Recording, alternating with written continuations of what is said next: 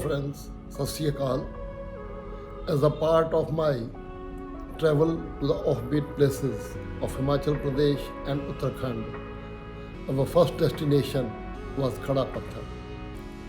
So in this video, we will be covering Khara Pathar along with the trip ahead up to Giriganga River and Temple at Khara Pathar. If you have not subscribed to my channel Grandpa on Wheels so far, please do it now. This is the Giriganga Resort of the Himachal Tourism at Khara Pathar, and we will be staying at this place for the night.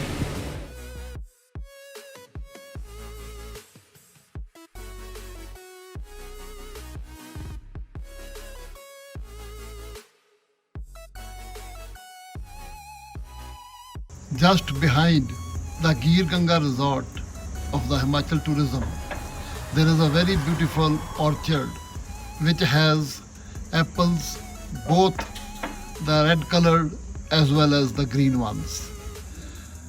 The taste we will be able to know only after eating, but from the view itself, they look very delicious.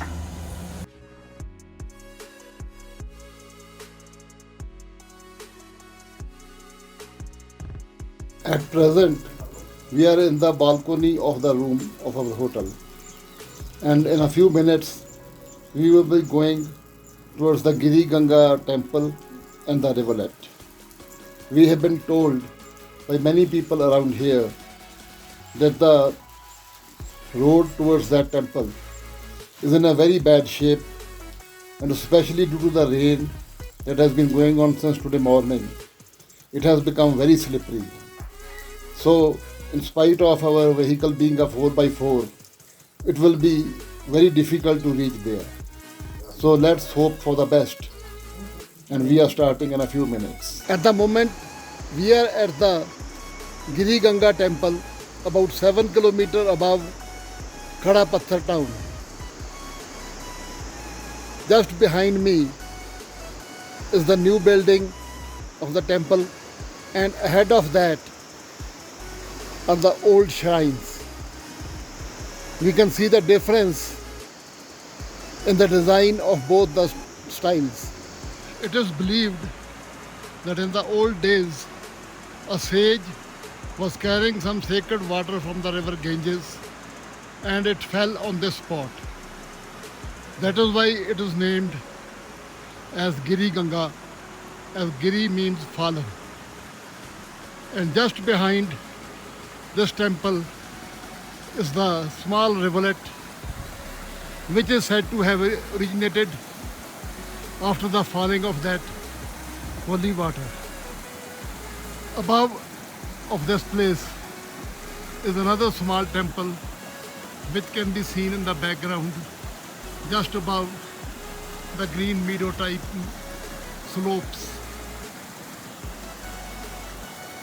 We saw the ancient temple buildings with great interest and also enjoyed the beauty of the small rivulet Giriganga very much.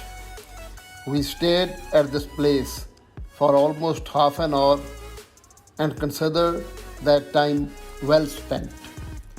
We also got some photographs clicked at this place. We also got our bottles filled with water from the natural spring at the temple's sacred tank, as is our regular practice to avoid generating plastic waste.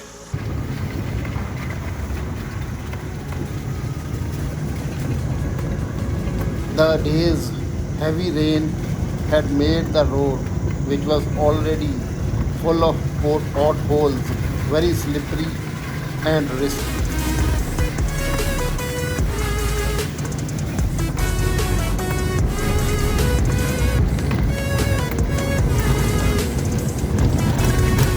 The part of the road that was paved with stones had not much effect of rain, and therefore it did not pose any problem for us.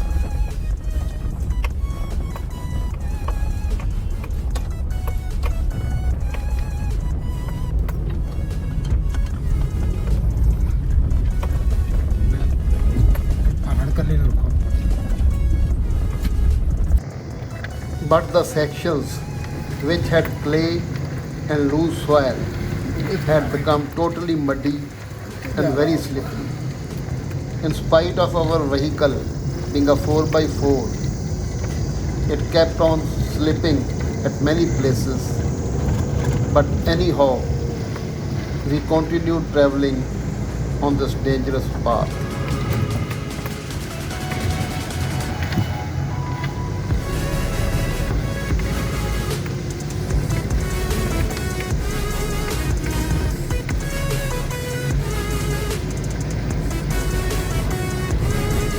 At some places, the road was so muddy that we even had to engage the low gear along with the 4x4.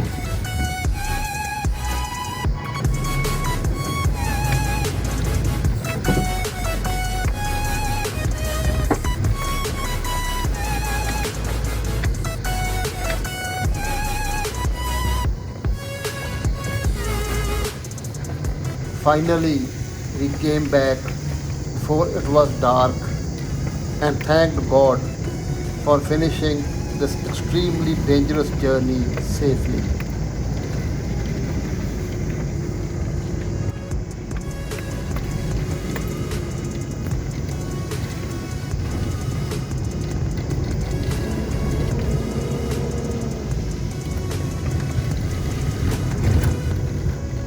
Though it was still drizzling, but the view from our hotel was very pleasant as the fog was not low at this time.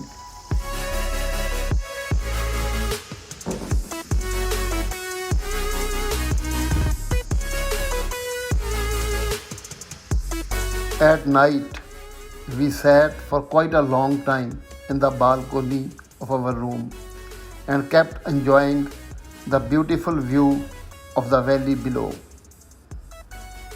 Next morning, also, the view was very fine, though the light rain was still continuing.